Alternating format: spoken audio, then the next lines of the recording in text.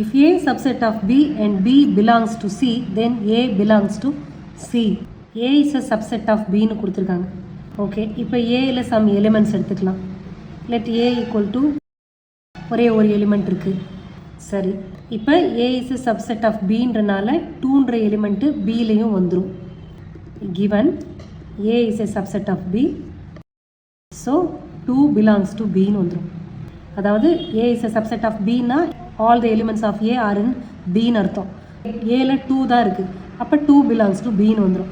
அப்போ Bன்ற செட்டில் 2 இருக்கிற மாதிரி நம்ம எடுத்துக்கலாம். So let us take, so take B equal to set of all 1 2 போதும். B 2 எலிமெண்ட் இருக்கிற மாதிரி எடுத்தாச்சு.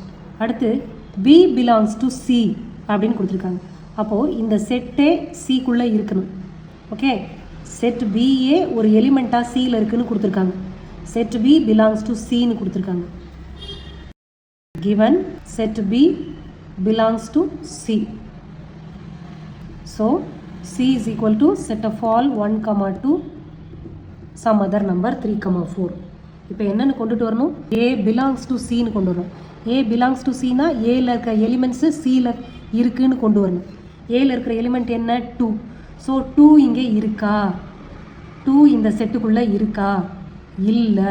2ன்றது தனி எலிமெண்ட்டாக இல்லை, சிக்குள்ளே ஒரு செட்டாக தான் இருக்குது.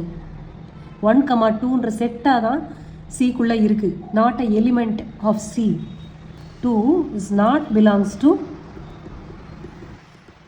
this set. Therefore 2 not belongs to set C. Therefore 2 னா என்ன? set A தான். அப்போ set A not belongs to C னு அர்த்தம். Therefore set A not belongs to C. Given statement A belongs to C. நமக்கு இங்கே A not belongs to C னு வந்திருக்கு. Therefore the given statement is false.